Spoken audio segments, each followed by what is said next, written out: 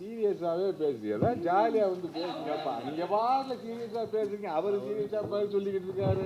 அதான் இப்போ உங்களுடைய கேள்விகளை நீங்கள் கேட்கலாம். மீண்டும் மீண்டும் அன்போடு கேட்டுக்கிறோம். உயிர் தமிழுக்கு படத்தை பற்றி இவர் இவ்வளவு சொன்னால் என்ன கேட்பாங்க அவங்க திரும்ப திரும்ப? ஆமாம், இது ஒன்றும் இல்லை, அவ்வளோதான். சின்ன கேட்டுக்கதை, அது ரொம்ப ஃபார்மாலிட்டியாக திரும்ப திரும்ப ஆர்டராக போயிட்டுருக்க வேணாம். ஏதாவது கேள்வி இருந்தால் கேளுங்க, இல்லைன்னா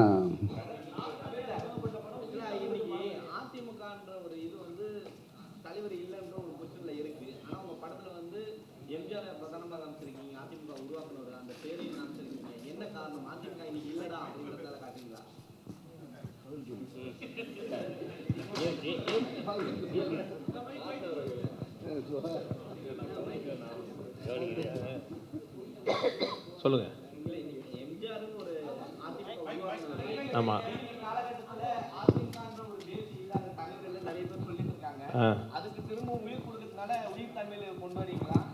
அப்படிலாம் ஒன்றும் இல்லை. அதெல்லாம் இருக்குது, கட்சி இருக்குது, தலைவர்லாம் இருக்காங்க, அப்படிலாம் ஒன்றும் இல்லை. இல்லை, நீங்கள் அந்த படத்துலேயும் வந்து பார்த்தீங்கன்னா முட்டி போட்டு வந்தவங்க முன்னாடி நான் வந்து மக்கள் ஓட்டு போட்டு வந்தவங்கடான்னு வேற குத்தி காமிச்சிருக்கீங்க. டைரெக்டாகவே, மறைமுகமாக கூட இல்லை, இபிஎஸ்ஸை நேரடியாக தாக்கியிருக்கீங்க. இன்னைக்கு முழு படம் பாருங்க பிரதர். நீங்கள் ட்ரெய்லர் டீசர் பார்த்துட்டு நீங்களா ஒரு கதையை கிரியேட் பண்ணுறீங்க. முழு படம் பாருங்க, உங்களுக்கு அது புரியும். அது இல்லை, இன்னைக்கு முட்டி போட்டு வராங்கன்னா யாரை சொல்லுவாங்க? நிறைய பேர் வராங்க. பிரச்சாரம் இப்போ முடிஞ்சிருக்கு, இப்போ எலெக்ஷன் முடிஞ்சிருக்கு. அதில் ஃபோட்டோவே காமிச்சிட்டு சுற்றிட்டு இருந்தாங்க. ஆமாம், எப்படி வந்திருக்கார் பாருன்னு சொல்லிட்டு.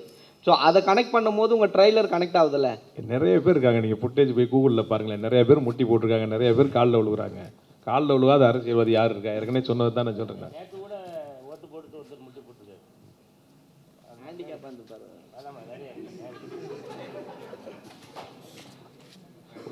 ஒரு அரசியல் படம் எடுக்கும்போது நாம் வந்து நம்ம கண்ணில் என்னத்தை பார்க்குறோமோ அது இருக்கணும். நம்பகத்தன்மை வேணும்ல ஒரு சினிமாவுக்கு.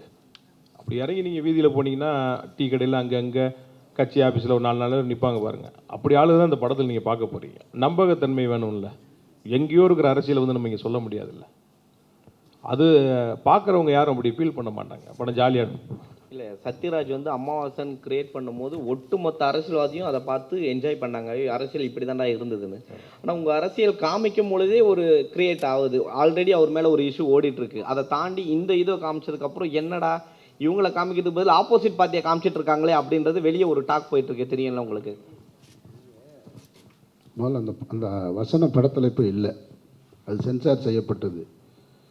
நீங்கள் ஒரு வசனம் வந்தது, அது ஏன், அது யாரை குறிக்குதுன்னு கேட்குறீங்க. அப்படிலாம் இல்லை, எல்லாரையுமே பேசியிருந்தோம். ஒரு கட்டத்தில் எனக்கு ஒரு வசனம் இருக்குது, நான் வந்து சில சட்டத்திட்டங்கள் போடுறது மாதிரி சொல்லுவேன். அதில் வந்து 60 வயதை கடந்தவர்கள் இளைஞர் அணியில் செயலாளராக இருக்க தடை அப்படின்னு சொல்லுவேன். அது ஒருத்தரை காயப்படுத்துது, ஒருத்தரை பாதிக்குது, இல்லை அது ஒருத்தரை குறிக்குது அப்படின்னு வச்சுக்கலாம். அந்த வசனமும் இப்போ படத்தில் இல்லை. அதாவது நம்ம ஒன்று நினைக்கிறோம், பொலிட்டிக்கல் சட்டையர் எடுக்கணும்னு முடிவு எடுத்துட்டிங்கன்னா யாரையாவது மனசில் வச்சு தான் பேச முடியும். ஒரு காட்சி இருக்குது, இப்போ சத்தியம் பண்ணுறது, சமாஜில் சத்தியம் பண்ணுறது அப்படின்னு சொன்னால் காட்சி கூட வேணாம், இந்த வார்த்தையை சொன்னாலே உங்களுக்கு தெரியும். இதுக்கு காட்சி வேணுமா? சமாஜில் சத்தியம் பண்ணுறேன்னு சொன்னால், அதுபோல் தியானம் பண்ணுறது, சமாஜில் போய் தியானம்னா இதுக்கு ஒரு காட்சி வேணுமா? இதெல்லாம் குறிக்கும். இது அதுதான் நம்ம அரசியலை நம்ம பார்த்துக்கிட்டே இருக்கிறது. அப்போ அதை போல் ஒரு வசனம் வச்சா ஒருத்தர் நினைவுபடுத்துமானா கண்டிப்பாக நினைவுபடுத்தும். நினைவுபடுத்தணும், படுத்தினா தான் அது அரசியல் சட்டையர். நினைவுபடுத்தலைன்னா அப்புறம் என்ன இருக்குது?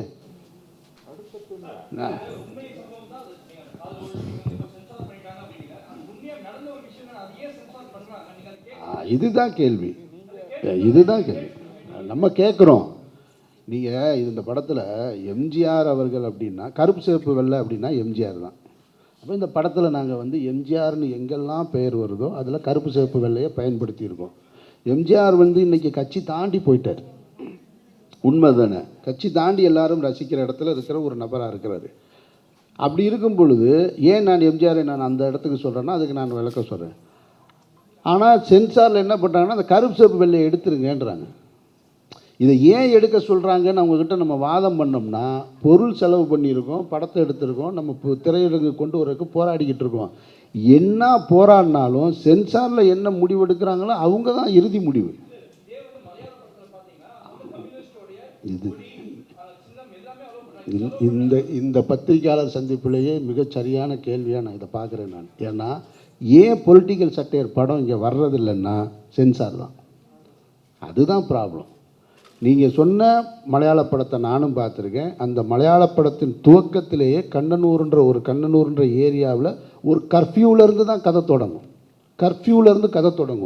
கர்ஃப்யூவில் என்ன நடக்கும்னா, ஒரு ஆர்எஸ்எஸ் பிரமுகர் கொல்லப்பட்டிருப்பார், கம்யூனிஸ்ட் ஆள் கொல்லப்பட்டிருப்பார். இப்படி ஒரு கதையை தொடங்கி எண்டு முடியும் போது மீண்டும் ஒரு கர்ஃப்யூவில் முடியும். அப்படியான அரசியல் படங்களுக்கு அங்கே சென்சார் எளிதாக கிடைக்கப்படுகிறது. காங்கிரஸ்ன்ற வார்த்தை இப்போ இல்லை, 20 வருஷத்துக்கு முன்னாடியே உங்கள் காங்கிரஸ்னால நாங்கள் எவ்வளோ கஷ்டப்பட்டோம் தெரியுமா? ஆமாம், நீங்கள் கம்யூனிஸ்ட் இப்படி சொல்லி தான் நீங்கள் மட்டும் நல்லா இருக்கீங்க. இது போல வசனங்கள்லாம் 20 வருஷத்துக்கு முன்னாடியே நான் மலையாள படங்களில் கேட்டிருக்கேன் நான். இப்போ வரைக்கும் அங்கே இருக்கக்கூடிய அரசியலும் அப்படி தான் இருக்குது. பொது மேடைகள் அப்படி தான் கலந்துக்கிறாங்க. சென்சாரும் எளிதாக கொடுக்கப்படுது. இங்கே மட்டும்தான் எதுவுமே சொல்லக்கூடாது. அப்போ இதை எதிர்த்து போராடக்கூடிய இடத்துல அமைப்பு இருக்கணுமே தவிர ஒரு தனிப்பட்ட படத்தை எடுத்தவங்க போய் சண்டை போட முடியாது. அப்போ அவங்க என்ன சொல்கிறாங்கன்னா, கருப்பு சிவப்பில் எம்ஜிஆர் கலரை எடுத்துருங்கன்றாங்க. கலரை எடுத்துட்டா எம்ஜிஆர் மாறிடுவாரா? நான் கேட்குறேன். எம்ஜிஆர்ன்றது அந்த முகம்தான். அப்போ எடுத்தாச்சு. அப்போ நீங்கள் சொல்கிறது மாதிரி இந்த வசனங்களை எல்லாம் நீக்க சொல்கிறாங்க. இல்லை ஒருத்தவங்களை காயப்படுத்துது அப்படின்றாங்க. சரி, ஓகே, எடுத்துருங்க. எதுக்கு போட்டு மல்லு கட்டிக்கிட்டு? நம்ம அதை தாண்டிய ஒரு விஷயம் எங்கேயோ ஒன்று நமக்கு பக்கத்தில் இருக்குல்ல அப்படின்னு காம்ப்ரமைஸ் தான் பண்ணுறோம். முழுமையாக அரசியல் சட்ட ஏற்படுத்த எடுக்க முடியாததுக்கு காரணம் சென்சார் போர்டுன்றதை நீங்கள் விளங்கிக்கணும். நான் குற்றமாக சொல்லலை, அவர்கள் அதை புரிஞ்சுக்கணும். அவர்களால் எடுக்க முடியலன்னா இதெல்லாம் நீங்கள் அவங்க இது நான் மௌனம் பேசியதைக்கு சொன்னது தான் இப்பவும் சொல்கிறேன். வெண்ணெய்ன்ற வார்த்தையை வெட்ட சொன்னாங்க. அதை தாண்டின வார்த்தையெல்லாம் வேறு படத்தில் வந்திருக்கு. அப்போ ஒவ்வொரு காலகட்டத்தில் சென்சார் அதிகாரிகள் இருக்கிறவங்க அவங்களுடைய மனநிலையெல்லாம் சேர்ந்து தான் பிரதிபலிக்கும். அவங்களுடைய தத்துவம், அவங்களுடைய சித்தாந்தம் சேர்ந்து தான் படத்தில் வரும். அதனால் அதுக்கு காரணம் நம்ம கிடையாது. நம்ம இன்னும் நிறைய பேச தயாராக இருக்கோம், இன்னும் வைக்கிறதுக்கு தயாராக தான் இருக்கோம். பிரபாகரன் அவர்களுடைய சீருடையோடு இருந்த படம் சென்சார் செய்யப்பட்டிருக்கு இந்த படத்தில். அதில் என்ன இருக்குது? பிரபாகரன் அவர்கள்னாலே அப்படி தான் தெரியும். அவர் அந்த சீருடையோடு இருக்கிறது தான். அதை மறைக்கணுன்றாங்க. சரி, மறைச்சாச்சு, போங்க. அமீர் சார், நீங்கள் சொன்னீங்க சென்சாரில் நிறைய விஷயம் பண்ணுறாங்க, எல்லாத்தையும் தடுக்க போகிறாங்கன்னு சொல்கிறீங்க. ஆனால் பின்னாடி பார்த்தீங்கன்னா ஃபுல்லாக காவியே தான் இருக்குது, அந்த கொடி ஃபுல்லாகவே. அதை ஏன் சென்சார் பண்ணலை? நீங்கள் திரும்பி பாருங்கள், ஃபுல்லாக காவி தான் இருக்குது, ஒயிட்லாம் கிடையாது. அது காவி இருக்கு சார். சொல்லி ஒரு நிமிஷம் இருங்க, நான் சொல்கிறேன். அது இங்கே ஃபைனல் அவுட்டில் வந்துருக்காது, காவி. அப்போ இல்லை, இப்போ இல்லை அப்படி கேட்க வரல. என்னன்னா 3 கலர், அதில் ஒரு நடுவில் ஒரு கலர். இல்லை சார், என்னன்னா காவி தான் பிரதானமாக தெரியுது அதில். சரி, அதை மட்டும் தூக்க விட மாட்டாங்க. ஏன்னா இப்போதைக்கு அவங்க தான் ஆளுங்க மெயினில் இருக்காங்க. ஸோ அதனால தான் உங்களுக்கு எல்லாத்துக்குமே ஈஸியாக சரி காவி. ஏன்னா அவங்க திருவள்ளுவருக்கே காவி போட்டுவங்க அவங்க, அதுக்காக தான் ஃப்ரீயாக விட்டாங்களோ? அந்த ஆங்கிளில் நாங்கள் யோசிக்கிறோம். அது மூலம் காவி கிடையாது. கிரிக்கெட், அவர் சொல்கிற மாதிரி கிரிக்கெட் ஜெர்சியவே மாற்றிட்டாங்க. மேலே ஆரஞ்சு கரெக்டாக இருக்கு.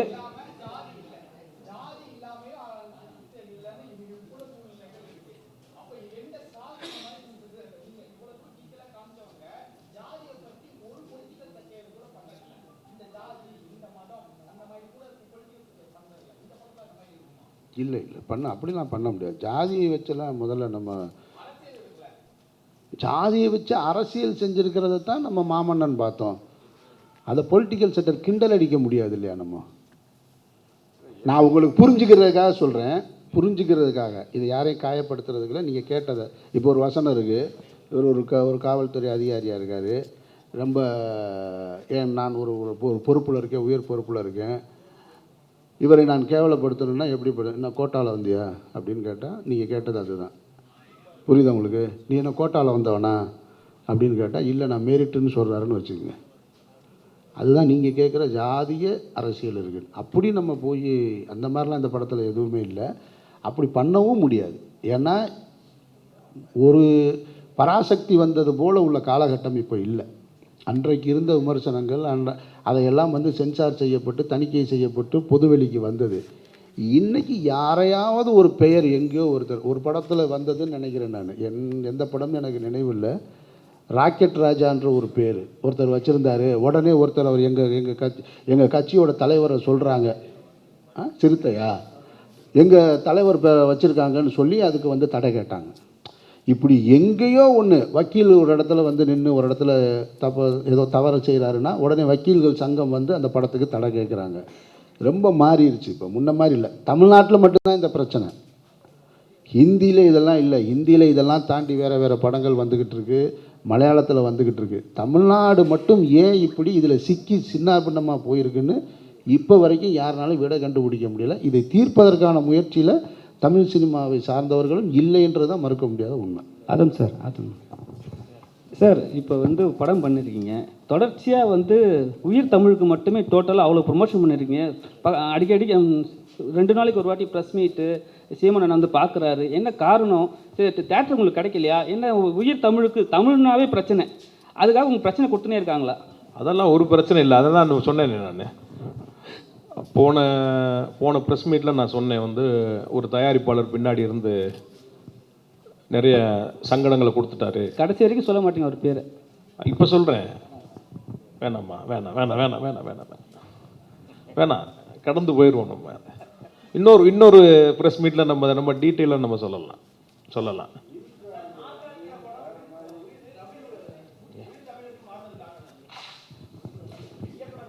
சிறந்த தலைப்பு இந்த படத்துக்கு நீங்கள் படம் பார்த்து முடிஞ்சோன்னு உங்களுக்கு தெரியும். இதுதான் சிறந்த தலைப்பாக இருக்கும் இந்த படத்துக்கு. அது சில காரணங்கள் இருக்குது, தயாரிப்புல காரணங்கள் இருக்குது, நிறைய காரணங்கள். இது படம், அதை பற்றி நம்ம பேசுவோம். சார், இதில் உயிர் தமிழுக்கு அந்த ரூலை வந்து ரப்பர் ஸ்டாம்ப் போட்டிருக்கீங்க. அது எதை குறிக்குது? அமீர் வந்து இதில் வந்து ஒரு அரசியல்வாதியாக வராரு, அவரை எதிர்த்து நிற்கக்கூடிய அரசியல்வாதியை சொல்லுதா, இல்லை யார் அந்த அரசியல்வாதி? தேர்தல் எலெக்ஷன் சம்மந்தப்பட்ட படங்கிறதுனால அந்த சீல் பிரதானமாக அதில் வச்சிருக்கிறோம். இல்லை, பெரும்பாலும் அரசியல் வந்து அவர் ஒரு ரப்பர் ஸ்டாம்புப்பா அப்படின்னு சொல்லுவாங்க. அது எதனா இதில் குறிக்கிறீங்க? அப்படிலாம் நம்ம ஹீரோ ரப்பர் ஸ்டாம்ப்லாம் கிடையாது, கலக்குவார் உள்ள. இல்லை, அவரை சொல்லலை சார், அந்த மாதிரி யாரையாவது குறிப்பிட்றீங்களா அதில்ன்றது? இல்லை, ஒரு தேர்தல் படம் அப்படிங்கிறதுனால அந்த ரப்பர் ஸ்டாம்ப் நம்ம ஒரு பிரதானமாக இருக்குது. தேர்தல் ஒன்று படத்தில் 2 தேர்தல்கள் இருக்குது படத்தில், பாருங்கள்.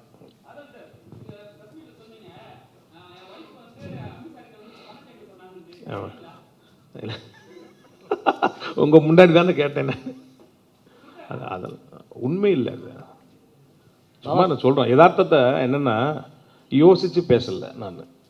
யதார்த்தமாக என் மனசில் என்ன பட்டுச்சோ நான் அதை அதுதான் டக்குன்னு போய் உங்களை சேர்ந்துருச்சு. அது அதனால் அதை தவிர்த்துடலாம்.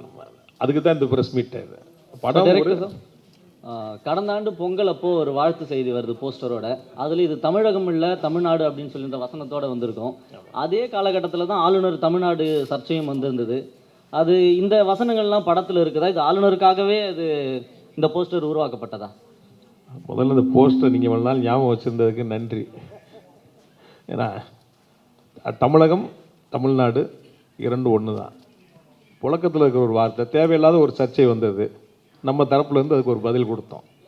இந்த ஆளுநர் சர்ச்சைக்காக அந்த போஸ்டர்லாம் இல்லை படத்தில் அது ஆளுநர் மட்டும் இல்லை, பல பேர் இங்கே புதுசாக நிறையா சொல்கிறாங்க. இங்கே அதுக்காக நம்ம அப்பப்போ பதிலடி கொடுக்கலாம், கிடைச்சல மொத்தமாக சேர்ந்துடும். அது ஒரு நாள். இந்த படத்தை பொறுத்த வரைக்கும் இந்த ப்ரமோஷனில் படக்குழுவினர் தான் இது வரைக்கும் ப்ரெஸ் மீட் வச்சுருக்காங்க. நேற்று முதல் முறையாக ஒரு அரசியல் கட்சியிலேருந்து சீமான் அவர்கள் வந்திருக்கிறாங்க. ஏன் மற்ற கட்சி தலைவர்கள் அழைக்கல? காரணம் என்ன? உயிர் தமிழுக்கு அப்படின்னும் போது இப்போ பிரபாகரன் அவர்களும் இருக்கிறாங்க. இப்போ நாம் தமிழர் சப்போர்ட்டில் மட்டும்தான் இந்த படம் போகுது அப்படின்ற ஒரு கேள்வியும் வருது இல்லை? நான் அண்ணாமலையும் கூப்பிட்டுருக்கேன் படம் பார்க்குறதுக்கு. அவருக்கு வேண்டிய ஒரு நண்பருக்கு அடிச்சிருக்கேன், இன்னைக்கு ஈவினிங் கூப்பிட்றேன்னு இருக்கிறாரு. எல்லா தலைவர்களுக்கும் காட்டுறதுக்கு தயாராக இருக்கிறேன். யாரெல்லாம் வந்து ஃப்ரீயாக இருக்காங்களோ பார்ப்பாங்க. அண்ணன் நமக்கு கொஞ்சம் ஸ்பெஷல்.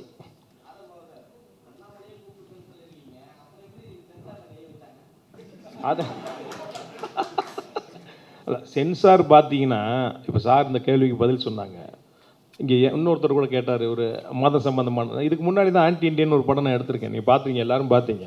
அந்த படம் திரையிறதுக்கே தகுதி இல்லாத படம்னு சொன்னாங்க. கட்டெல்லாம் கொடுக்கல, படமே ரிஃப்யூஸ்ன்ட்டாங்க. வித்தவுட் கட்டு நான் வாங்கிட்டு வந்தேன். ஒரு கட்டு கிடையாது. அதனால் சமரசம் பண்ணிக்கிறது இல்லை நம்ம. இந்த படத்தை பொறுத்தவரை அந்த மாதிரி கட்டுகள் கொடுக்கல. அந்த படம் என்னென்னா, அவங்க சொன்ன கட் பண்ணோம்னா படமே அரை மணி நேரம் தான் இருந்திருக்கும். ஆன்டி இண்டியன் அரை மணி நேரம் இண்டியன் ஆயிருக்கும். இந்த படத்தில் அந்த மாதிரி கதையை பாதிக்கிற மாதிரியான கட்டுகள் இல்லை. சுவாரஸ்யமான சில விஷயங்கள் இருந்தது, நம்ம சரி பண்ணிட்டேன். எல்லாத்துக்கும் நான் கோர்ட்டுக்கு போக முடியாதுல்ல. இங்கேருந்து இன்னொரு 6 மாதம் ஆயிரும் போய் கோர்ட்டுக்கு போய் நம்ம போய் வாங்கிட்டு வர்றதுக்கு. அதனால் சமரசம் பண்ணிக்கிட்டோம். அதான் சார் சொன்ன மாதிரி சென்சார் போர்டுங்கிறது ஆல் ஓவர் இந்தியாவுக்கு ஒன்று தான். ஆனால் மாநிலத்துக்கு மாநிலம் அது வேற மாதிரி நடந்துக்குது. ஆமாம்,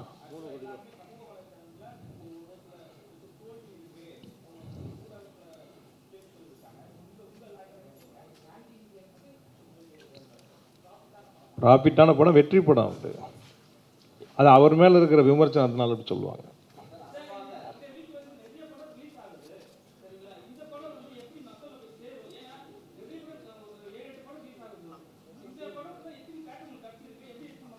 இல்லை, 250 ஸ்க்ரீன் பிளான் பண்ணியிருக்கோம். இப்போ வரைக்கும் ஒரு 180 ஸ்க்ரீன் நமக்கு கன்ஃபார்ம் ஆகிருக்கு. இன்னும் போட்டுட்ருக்காங்க. நாளைக்கு தான் அது தெரியும். ஏன்னா ஒரு படம் இப்போ வந்து 2 படம் தான் வருது, 7 8லாம் இல்லை. சின்ன படங்கள் 2 படம் தான் மெயினாக. அதெல்லாம் இல்லை, அதெல்லாம் எல்லா படமும் வரணும். நான் அன்னைக்கு சொன்னேன், நான் எல்லா படமும் வரணும், எல்லா படமும் ஓடணும். அப்போ தான் இண்டஸ்ட்ரி நல்லா இருக்கும்.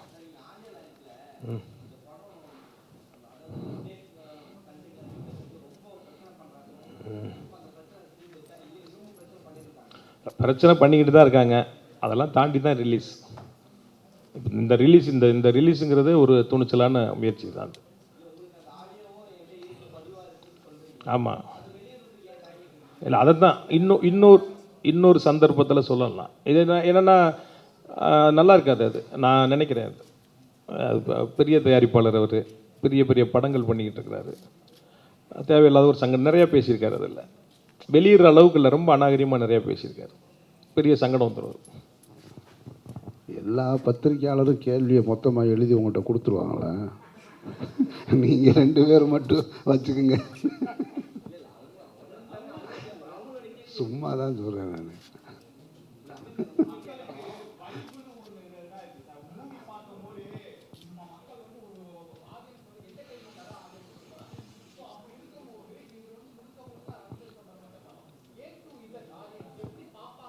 இல்லை, என்டர்டெயின்மெண்ட் இருக்குது. இது வெறும் அரசியல் படம் கிடையாது. பொழுதுபோக்கு இருக்குது. அண்ணாச்சி பண்ணுற காமெடி இருக்குது, கஞ்சா கருப்பு பண்ணுற காமெடி இருக்குது, 2 பாடல் காட்சி இருக்குது, 2 சண்டை காட்சி இருக்குது. அதனால் இது ஒரு பொழுதுபோக்கு படம் தான். அது அரசியல் சட்டையில் ஒரு ட்ரை பண்ணியிருக்கு. ஒர்க் அவுட் ஆகுதா இல்லையான்னு நாளைக்கு நீங்கள் பார்த்துட்டு சொல்லுங்கள்.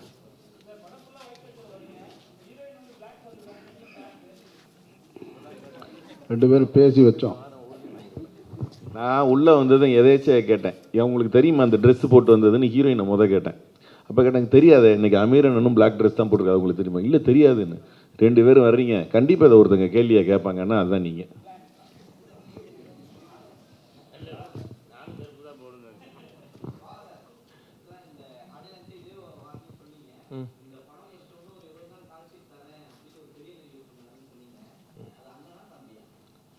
நீங்கள் நினைக்கிற அண்ணனும் இல்லை, தம்பியும் இல்லை. அது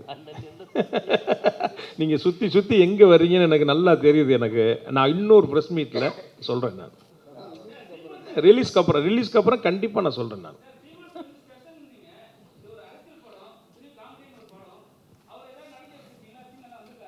அண்ணனுடைய வசனங்கள் நிறைய படத்தில் இருக்குது. அதான் சொன்னேன், டே நான் பேசுறதெல்லாம் இருக்குடா அப்படின்ட்டாரு. அண்ணே உண்மையை தானே பேசுகிறீங்க, இருக்கிறது தானே பேசுகிறீங்க. அதுதான் அவர் என்ஜாய் பண்ண, பெருசாக என்ஜாய் பண்ணார். இல்லை, அண்ணனை ரொம்ப சார் சொன்ன மாதிரி அமைதிப்படையுடைய உருவாக்கத்தில் அண்ணன் இருந்திருக்காரு. அது எனக்கும் அவருக்குமான உறவு இங்கே நான் தெளிவுபடுத்த வேண்டியது இருக்குது. பல நேரங்களில் அரசியல் தளத்தில் அவர் ஒரு கருத்து, நான் ஒரு கருத்து, இல்லை அவருடைய கருத்துக்கு எதிர்கருத்து முதல்ல எங்கிட்ட இருந்து வரும். இது மரணிக்கிறது வரைக்கும் இப்படி தான் இருக்கும். அவர் ஒரு கருத்து, எனக்கு உடன்பாடு இல்லாத ஒரு கருத்தை வரும்போது எதிர்கருத்தை நான் வைப்பேன் நான். ஆனால் உறவாக எனக்கும் அவருக்கும் அண்ணன் தம்பி தான். அதுவும் மரணிக்கிற வரைக்கும் இப்படியே தான் இருக்கும். அதை பலமுறை சொல்லிட்டோம். அவரும் சொல்லிட்டாரு, நானும் சொல்லிட்டேன். ஆனால் கட்சி சார்ந்த தம்பிகளுக்கு அது இன்னும் போய் சேரலை. அவங்க என்ன நினைக்கிறாங்கன்னா, நான் அந்த கட்சியில் இருந்து, நான் ஏதோ உறுப்பினராக இருந்து, பெரிய பொறுப்பில் இருந்து, அந்த கட்சியிலால் நான் புகழடைந்து அதுக்கப்புறம் வெளியில் வந்து எதிர்கருத்து சொல்வது போல் நினச்சிட்டு இருக்காங்க.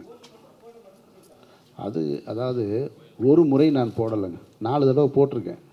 அது அவருக்கு தெரியும். ஒரு முறை போடலைன்னு நான் தானே சொல்கிறேன். அப்போ ஏன்னா என்னுடைய தேவையை சொல்கிறேன் நான். அரசியல் என்பது காலத்தின் தேவை தாங்க. நம்ம எவ்வளோ முறை சொன்னாலும் திரும்ப திரும்ப தான் சொல்ல முடியும். முகலாயர்கள் ஆட்சி செஞ்சுக்கிட்டு இருக்கும்போது இங்கே திராவிட அரசியல் தேவைப்பட்டதா? சொல்லுங்கள். தமிழ் தேசிய அரசியல் தேவைப்பட்டதா? வெள்ளையர்கள் ஆட்சி செஞ்சுக்கிட்டு இருக்கும்போது என்ன அரசியல் தேவைப்பட்டது? சுதந்திரம் தான் அரசியல் அன்னைக்கு. அப்போ சுதந்திர இந்தியாவுக்கு பின்னாடி தான் திராவிட அரசியல் தேவை இருக்குது. அப்போ திராவிடம் முழுமையாக தங்களுடைய பணியை சரியாக செய்யாமல் போனால் தான் தமிழ் தேசிய அரசியல் அங்கே மேலோங்கி நிற்கும். அப்போ காலத்தின் தேவை தான் ஒரு அரசியலை முடிவு பண்ணுதே தவிர தப்பு ரைட்லாம் சொல்லவே முடியாது இதில். அப்போ நான் எதன் பக்கம் நிற்கிறேன்னா என்னை முதல்ல பாதுகாத்துக்கிறணும். நான் நின்னாத்தானே அரசியலை பேச முடியும். என்னையவே பாதுகாக்க முடியாத அரசியல் எதுக்கு அரசியல்? அந்த இடத்துல சின்ன சின்ன முரண் வரும், அவ்வளோதானே தவிர அவருக்கு எப்பவும் நான் ஸ்பெஷல்னால் எனக்கு அவர் ஸ்பெஷல் தான். அதில் ஒரு மாற்று கருத்து இல்லை. சீரியஸாகவே பேசுறீங்க, ஜாலியாக வந்து பேசுங்கப்பா. நீங்கள் பாட்டில் சீரியஸாக பேசுறீங்க, அவர் சீரியஸாக பதில் சொல்லிக்கிட்டு இருக்காரு. அதான் இங்கே பாருங்க, அதை விட நான் ஒன்று சொல்கிறேன் கேளுங்க. ஆமாம், நானும் அவனும் ஒரு நாள் ரூமில் இருங்க பிரதர், இருங்க, நான் ஒரு விஷயம் சொல்கிறேன் கேளுங்க. ஒரு நாள் நானும் அவனும் ப்ரொடியூசரும் ரூமில் படுத்துருந்தோம். அப்போ சொல்லிகிட்டு இருக்கும்போது, தலைவா நம்ம மட்டும் இந்த படம் எடுக்கலைன்னா இதுக்கு செலவழித்த பணத்தை இந்த ரூம் பூரா அடிக்க அது மேலே படுத்துருக்கலாம்ல தலைவா அப்படின்னு சொன்னாப்புல. ஆமாம் நண்பா, நம்ம அதையே பண்ணியிருந்துருக்கலாம் போல் இருக்கு இவ்வளோ கேள்வி கேட்பாங்கன்னா. எதுக்கு இதை சொல்கிறேன்னா, அவ்வளோ பிரம்மாண்டம் இருக்குது படத்துக்குள்ளே. ஒவ்வொரு ஃப்ரேமும் செலவு பண்ணுறதுக்கு ஒரு நாள்லாம் ஒரு ஷூட்டிங்கு 2 பக்கமும் கிட்டத்தட்ட ஒரு 2000 பேர் ஜூனியர் ஆர்டிஸ்ட்டு, ஆட்டம் மயிலாட்டம் எல்லாம் வச்சுருந்து அன்னைக்கு எங்களுக்கு ஷூட்டிங் பெர்மிஷனில் ஒரு பிரச்சனை. டோட்டலாக ஷூட் பண்ணவே முடியல. சாயங்காலம் 2 போர்டுக்கு மட்டும் க்ளோஸ்அப் எடுத்துட்டு அன்னைக்கு பேக்கப்பு. இது மாதிரி 2-3 நாள் நடந்தது. நான் இப்போ போய் நமக்கு வைத்தறிச்சு தாங்காமல், ஏன்னா நான் அவனை எவ்வளோலாம் கஷ்டப்பட்டு சுற்றிருக்கோன்னு எங்களுக்கு தெரியும். கஷ்டப்பட்டுன்னா சினிமாக்குன்னு வந்துட்டா எவ்வளோ பெரிய கோடீஸ்வரனும் கஷ்டப்பட்டு தான் ஆகணும். அந்த கஷ்டங்களை 2 பேருமே அனுபவிச்சிருக்கோம். அப்போ நான் சொல்கிறேன், இவ்வளோ செலவாகிட்டு இருக்கு, இவ்வளோ இதாகிட்டு இருக்கு, கொஞ்சம் கூட பயப்படாமல் நீ பாட்டுக்கு இப்படி செலவு பண்ணுறியப்பாவா, ஏதாவது கொஞ்சம் என்னன்னு கரெக்டாக பாரு, பெர்மிஷன் கிடைக்குங்கிறத முன்னால் பார்க்கணும். நம்ம என்ன தெளிவா ஒருத்தனை நம்புகிறோம், சொல்கிறோம், கிடைக்கல, என்ன பண்ண முடியும்? சரி விடுங்க. அதுக்காக படத்தோட குவாலிட்டியை நம்ம காம்ப்ரமைஸ் பண்ண முடியாதுல்ல. அப்படி ஒரு தைரியமான ப்ரொடியூசருக்கு முதல்ல நல்லா இருந்தாப்புலன்னா தமிழ் சினிமா நல்லா இருக்கும். அடுத்தடுத்து படங்க பண்ணுவாங்க. இந்த படம் ஓடுறது இந்த படத்தோட போகிறதில்ல. ஒரு தைரியமான ப்ரொடியூசர் இந்த இண்டஸ்ட்ரிக்கு அப்படி ஒரு டேரக்டர், அவன் கிரியேட்டராக எவ்வளோ பெரிய கிரியேட்டருங்கிறது எனக்கு தெரியும். மற்ற எல்லாருக்கும் யாருக்கு தெரியுதோ இல்லையோ அவனோட அத்தனை கதையும் எனக்கு தெரியும். அவன் எவ்வளோ க்ரியேட்டிவிட்டியான ஆள் அப்படிங்கிறது எனக்கு தெரியும். அந்த க்ரியேட்டிவிட்டிக்கு நானெல்லாம் சமயத்தில் கிடைச்ச சரி காம்ப்ரமைசிங் ஆகாது சில விஷயம் பண்ணுவேன். அவன் காம்ப்ரமைஸே ஆக மாட்டான். ஏன்னா நாயகன் அவன் தான் கோடாக்டரு. அந்த படத்தோட பிரம்மாண்டத்துக்கு அவன் ஒரு காரணம். நிறைய செலவு பண்ண இடங்கள்ல செலவு இழுத்து வைக்க அப்படின்னா கூட தலைவா அவ்வளோ பண்ணால் தான் இந்த ரிச்னஸ் இருக்கும், நீங்கள் சொல்லுங்கள் அப்படின்னு சொல்லி அப்படி ஒர்க் பண்ணுற படத்துலேயும் அந்த மாதிரி பிரம்மாண்டம் காட்டணும்னு நினைக்கிறாள்.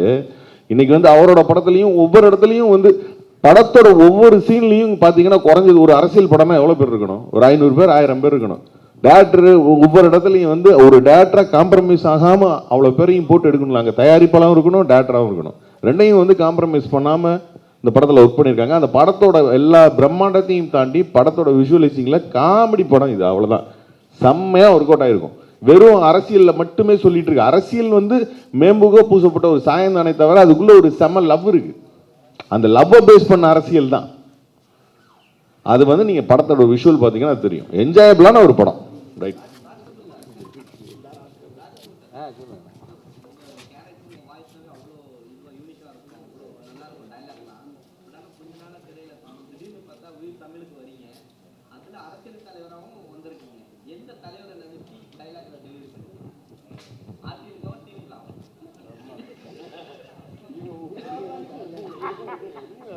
இது பேர் தான் ஜாலியா? வம்பில் இழுத்து விட்டு நான் ஏதாவது தெருவில் பார்க்குறேன். நான் ஒரு இதெல்லாம் அதான்ப்பா நாங்களாம் ஜாலியாக யதார்த்தமான அரசியல்வாதி தான். எவனையும் ஃபாலோ பண்ணுறது கிடையாது. இருந்துச்சு ஒரு காலத்தில் இருந்துச்சு, அவர் பெருசு இவர் பெருசு, எவனுமே பெருசு கிடையாது, எவனும் யோகியம் கிடையாது. இப்போ சென்சாரை பற்றி அண்ணன் சொன்னார். சென்சாரில் இருக்க பூரா யார் கட்சிக்காரனே இருக்கான், கமிட்டியில் இருக்க பூரா கட்சிக்காரனே. அவனுக்கு தேவையான அவனுக்கு ஒரு இது பண்ணுவான். நான் ஃபஸ்ட்டு இந்த அரண்மனை கிளி ராசாவின் மனசுன்னு ஒரு படம் அப்போ ராஜகிரன் பண்ணும்போது கிட்டத்தட்ட ஒரு 200-300 வக்காளி போட்டிருப்பார். வக்காளினே சொல்லிட்டுவார். நான் என் படம் தாளாட்டு கேட்க முதல்ல ஃபஸ்ட் படத்தில் ஒரே ஒரு இடத்துல வக்காலினி வச்சுருந்தேன். வெட்டுறாங்கிறா என்ன ஏன் போன வாரம் தான் அந்த படத்தில் 200 வக்காளி இருக்கு அப்படின்னு சொன்னேன். இல்லை அது அந்த படம், இது இந்த படம் அப்படின்னா.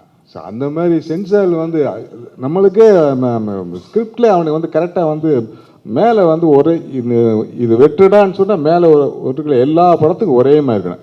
கேட்டால் கல்ச்சரு அது இது கேரளாவுக்கு ஒரு சென்சார் இங்கே ஒரு சென்சார் அப்படி ஏதோ ஒன்று ஒரு காரணத்தை சொல்லி நம்மளை ஏமாற்றி விட்டாங்க.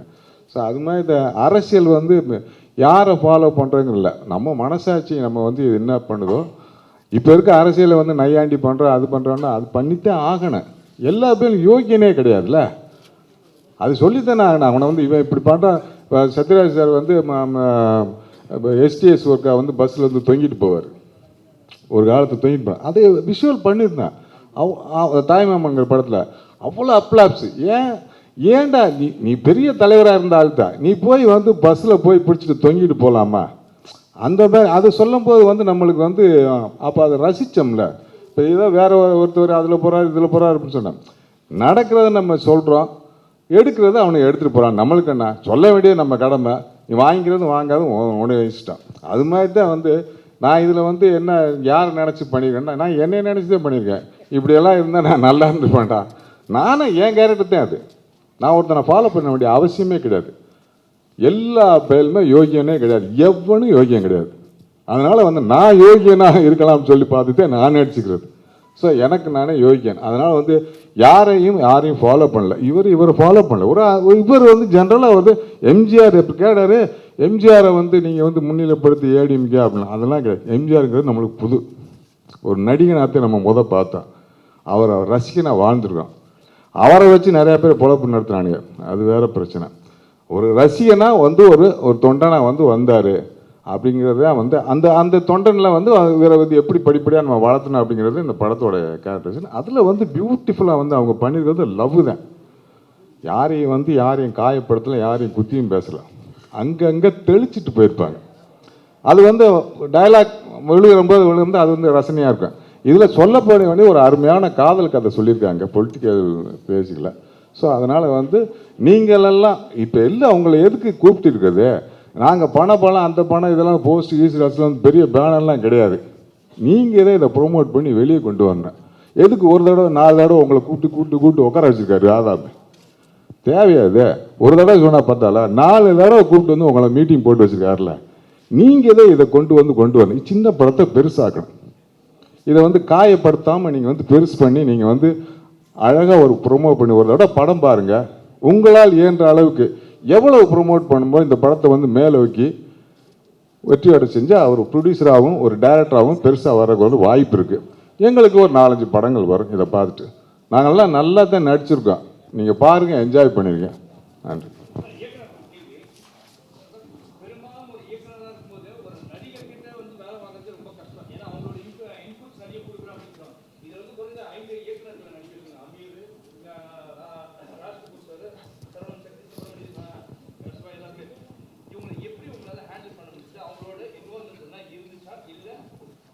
நமக்கு ஈகோ கிடையாது. ரெண்டாவது, இந்த படத்தில் இருக்கிற நடிகர்கள் பூரா புத்திசாலி நடிகர்கள், புத்திசாலி இயக்குனர்கள். படம் நல்லா இருக்கணும்னா அந்த இன்புட்ஸை நம்ம எடுத்துக்கணும் இல்லை, அது எங்கள்கிட்ட இருந்தது. இப்போ ராஜ்கபூர் சார் பாருங்கள், இவ்வளோ நேரமாக 2 நடிகராக உட்காந்துருந்தாங்க. அவங்க 2 பேரும் நம்ம நடிகர் இந்த படத்தை நடிச்சிருக்கோம்ட்டு அப்படியே டப்புக்கு நான் அவங்க இன்னொன்று 2 டேரக்டர் வெளியே வராங்க பாருங்கள் டக்குன்னு. அதான் அந்த டேரக்டர் வெளியே வந்தோன்னு இது எவ்வளோ ஆரோக்கியமாக இருக்குது பாருங்கள். முதல்ல அப்படி நடிகராக பேசும்போது அப்படியே அப்படி யோசிச்சுட்டே இருக்காங்க, உள்ள டப்புன்னு வெளியே வந்தாங்க பார்த்தீங்களா 2 பேரும். இதில் ராஜ் கபூர் சாரோட டைலாக்ல நிறைய கட்டு விழுந்திருக்கு. ஏன்னா சார் வந்து சொல்கிற டைலாக்கை யோசிக்காமல் பேசிடுவாங்க. மற்ற நடிகர்லாம் ஏங்க அதை பேசுனா அவர் கோச்சிக்கிடுவாருங்க இவர் கோச்சிக்கிடுவாங்கன்னு கேட்பாங்க. அது மாதிரி எதுவுமே கேட்கல. என்ன தலைவா டைலாக்கு அப்படியே அது 2 சேர்த்துக்கலாமா பாரு. ஏன்னா அது படத்தில் ஒர்க் அவுட் ஆகிருக்கு. நீங்கள் படம் பார்க்கும்போது தெரிஞ்சுக்குவீங்க. இப்போ என்னென்னா இந்த ப்ரெஸ் மீட்டே எதுக்குன்னா, ஒரு 15 நாளைக்கு முன்னாடி ப்ரொமோஷன் ஸ்டார்ட் பண்ணியிருக்கணும். நான் பேசிக்கிட்டு இருந்தேன். அமீர் சார் வந்து இப்போ தான் லேட்டராக 4ஆம் தேதி தான் வந்தாங்க. 3-4 நாளில் நம்மளால் நிறைய சேனல்ஸுக்கு இன்டர்வியூ கொடுக்க முடியல. அதனால மொத்தமாக எல்லோரையும் ஒரு இடத்துல அசம்பிள் பண்ணி குரூப்பாக உட்காந்து பேசிடலாங்கிறக்காக தான் இந்த ப்ரெஸ் மீட் நம்ம அரேஞ்ச் பண்ணோம். அதனால தான் எடுத்தோன்னே கேள்வி பதில் நம்ம போனோம். நம்ம எல்லா சேனலுக்கும் தனித்தனியாக கொடுக்கலன்னு ஒரு வருத்தம் வரக்கூடாது. ரெண்டாவது சார் சொன்ன மாதிரி போய் சேரணும். ஒரு 6 நாள் மிக குறைவான ஒரு 5 நாளில் கொண்டு போய் படத்தை கொண்டு போய் ரீச் பண்ணணும். பணம் இல்லை என்கிட்ட செலவு பண்ணுறதுக்கு. வேறு ஏரியாவில் செலவு பண்ண முடியல. உங்கள் மூலமாக அதை கொண்டு போய் படத்தை சேர்க்கணும். அதனால தான் மறுபடியும் ஒரு ப்ரெஸ் மீட். அமீர் சார் எதுக்கு நீ கூப்பிட்டாங்கன்னே தெரியல அப்படின்ட்டாங்க. பாருங்க, நைட்டு ஷூட்டிங்கு வந்து அதிகாலையில் பேக்கப் பண்ணலாம், இன்டர்வியூ கொடுக்குறதுக்கு அதிகாலையில் பேக்கப் ஆகிட்டு இருக்காரு இப்போ 3 நாளாக. அது நிறையா பேருக்கு கஷ்டம். அதில் 1:30 மணி 2 மணி 3 மணி ஆகுது இன்டர்வியூ கொடுக்குறதுக்கு. அதனால தான் அந்த ப்ரெஸ் மீட். அதில் நிறைவாக மற்ற சேனல்காரங்க ஏதாவது கேள்வி கேட்கணும்னா கேட்கலாம். தனிப்பட்ட முறை நம்ம உட்காந்து இன்டர்வியூ கொடுக்கறனால 2-3 ரூம் இருக்குது, நம்ம இங்கே கொடுக்கலாம். அதுக்காக தான் இந்த ஏற்பாடு. Wow, hi.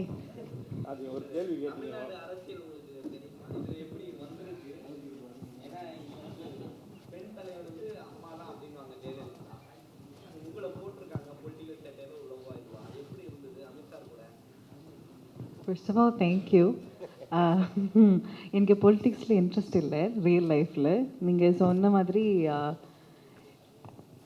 வேர்ல்ட் ஃபேமஸாக ஒரு ஃபீமேல் பொலிட்டிஷியன் தான் இங்கே சென்னையிலேருந்து தமிழ்நாடு நமக்கு ஒரு இமேஜ் இருக்குது.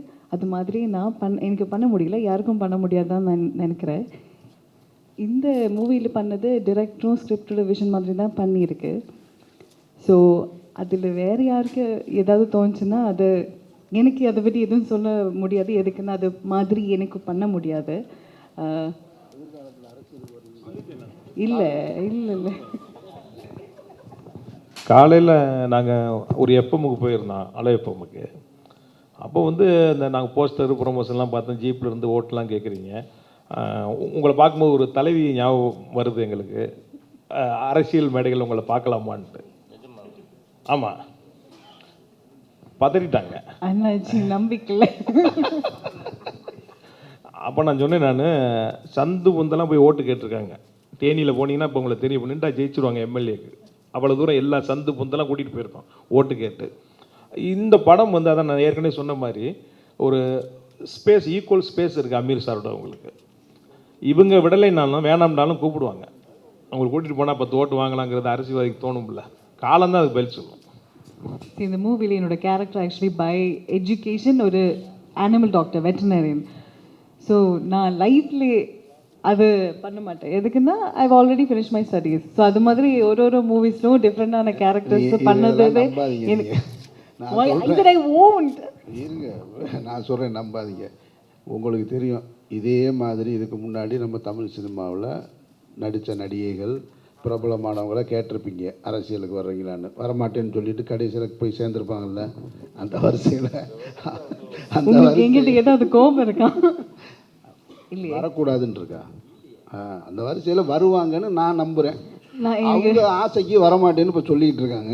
எனக்கு ஆக்சுவலி ஓட்டர்ஸ் ஐடி இல்லை, இந்தியன் சிட்டிசன் தான். இது வரைக்கும் ஓட்டர்ஸ் ஐடி எடுக்கல. நான் இதுவரையும் லைஃப்பில் ஓட் பண்ணல. ஓகேவா? ரொம்ப நல்ல விஷயம். ஆமாம், உங்கள் தேசபக்தி வெளியே தெரியுது. ஆமாம், நான் மீதி எல்லாருக்கிட்டே தான் கேட்டுட்டு இருக்கேன் ஓட் பண்ணுங்கன்னு. அதுதான் ஆக்டிங் இல்லையா? எனக்கு அதுதான் ரொம்ப பிடிக்கும். ஸோ அது உங்களுக்கு எல்லாருக்கும் நான் இனியும் மூவிஸ் பண்ணோன்னு இல்லையா, நான் அது பண்ணிட்டோம். தேங்க்யூ. என்னங்க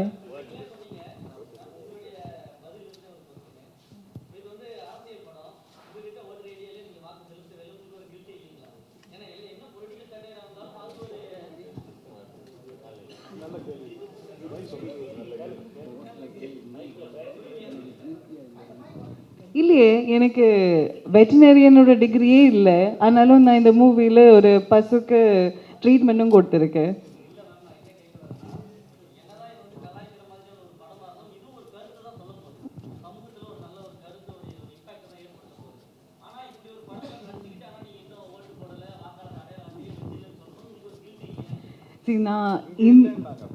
நான் இந்தியன் சிட்டிசன், ஆனாலும் யூஎஸில் தான் வளர்ந்துருக்கு.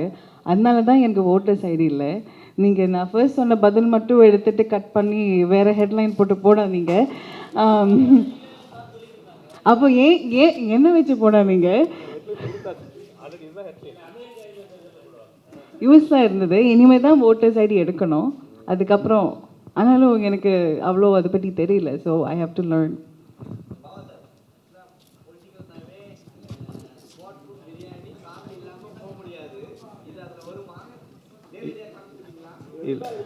எல்லாமே இருக்குது, தேர்தல் சம்பந்தமான அனைத்தும் இருக்குது. தேர்தலில் அதான் இந்த நம்ம குரு ஒரு பாட்டு பாடினார் பார்த்தீங்களா, அந்த அந்த பாடல் நீங்கள் கேட்டிங்கன்னா தெரியும். தேர்தலில் என்னென்ன தில்லு முள்ளு இருக்குதோ முடிஞ்ச அளவுக்கு காட்சிப்படுத்தியிருக்கோம்.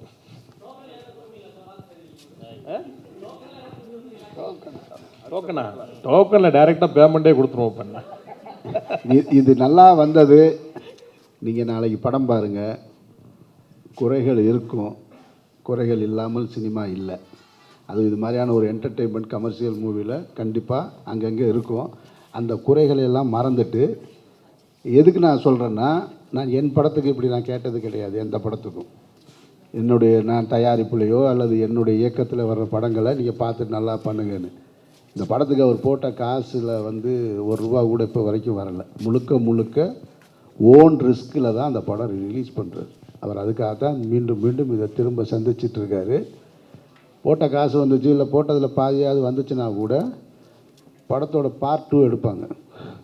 அப்போ பொலிட்டிக்கல் சட்டையர் இன்னும் கூடுதலாக வச்சு, அப்போ இன்னும் நிறைய என்னென்னாச்சு, ஆமாம், அதனால் அதை இது இப்படின்னு தாண்டிட்டாலே அவர் ரிலீவ் ஆயிடுவார். அதுக்காகத்தான் நானும் என்னுடைய இவ்வளவு சிக்கலான காலகட்டத்தில் குறைவான நேரத்தில் ராத்திரி 1:30 மணி வரை 2 மணி வரைக்கும் திரும்ப திரும்ப திரும்ப இந்த படத்தை பற்றி பேசிக்கிட்டே இருக்கேன். ஏன்னா பணம் போட்டவருக்கு பணம் வரணும். நான் நல்லா நடிச்சிருக்கேன் அப்படின்னு எனக்கு பேர் வர்றதுலையோ, கதாநாயகி இன்னொரு படம் கிடைக்கிறதுலையோ இல்லை. எந்த படமாக இருந்தாலும் பணம் போட்டவங்களுக்கு குறைந்தபட்சம் முதலீடாவது திரும்பி வரணும். அப்போ தான் அடுத்தடுத்த கலைஞர்கள் வாழ முடியும். இதுபோல் பத்திரிகையாளர் சந்திப்பை நடத்த முடியும். அந்த அடிப்படையில் தான் உங்ககிட்ட கேட்டிருக்கோம். முடிஞ்ச அளவுக்கு உதவி செய்யுங்க. ரொம்ப நீங்கள் போகும்போது சுப்ரீம் கோர்ட் ஜட்ஜு மாதிரி தேட்டருக்குள்ளே போயிடாதீங்க. ஒரு ரசிகனாக போங்க. இது என்னுடைய தாழ்மையான வேண்டுகோள். நன்றி.